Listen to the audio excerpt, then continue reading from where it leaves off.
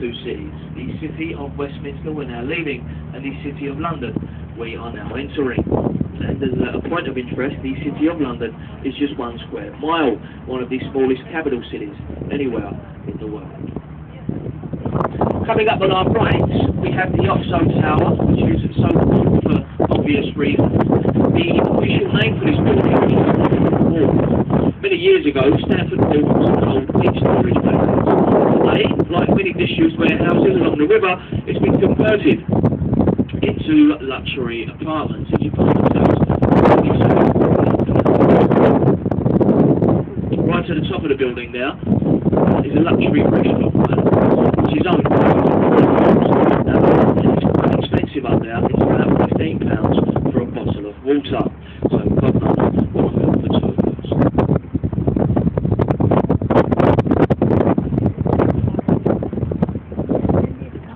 Now just here to our left hand side we have a red brick Gothic style building. It looks kind of like a church.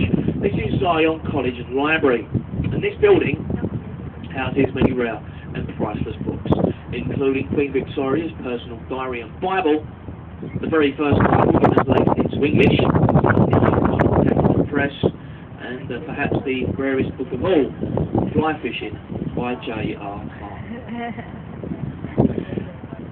Also on our left here, the building with a green sloping roof and the black pinnacle on top is the old City of London School for Boys, where many famous dignitaries were taught here in London, including Sir Winston Churchill. He attended this school until the age of 15 before he moved on to Harrow.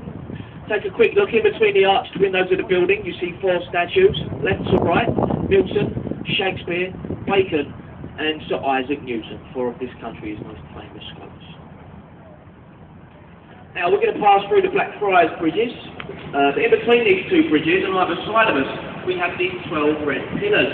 Now, this is all that remains from the very first railway bridge that spanned the River Thames. As you can see, the top half of the bridge is missing. This was taken down many years ago due to the weight of modern-day trains. But they could not remove the supports for fear of disturbing the foundations of the bridges on either side. Now, does anybody on the boat like modern art? Any modern art lovers at all? Yes, 1, 2 at the back, 3, 4. Coming up on our right, we have a building with a tall chimney. It used to be a power station, the Bankside Power Station, but for the last few years, it's been the Tate Modern Art Gallery. And it's actually free to get inside the Tate Modern. Not too many places here in London are free of charge. And if you've been in there, you'll know exactly why that is.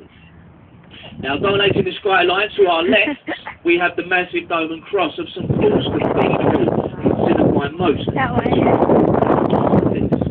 It took Red about 35 years to build St Paul's at a cost of just £76,000. And very shortly, on our left, in the gap between the buildings, we're going to get a pretty, well, it's a decent view of St Paul's Cathedral. It used to be better until they built this bridge, which is the newest bridge to span the Thames, the Millennium Bridge.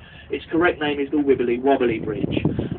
It's a bit of a tradition that as we pass beneath this bridge, what with it being the newest bridge on the river and all, that if we see anybody up there, what we do is we usually give them a little wave and see if we can get them to wave back. Give them a wave. There you go, the wave, you miserable gits. No, they're not waving today. Oh well.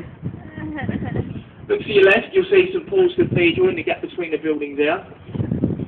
The paternoster stairs there.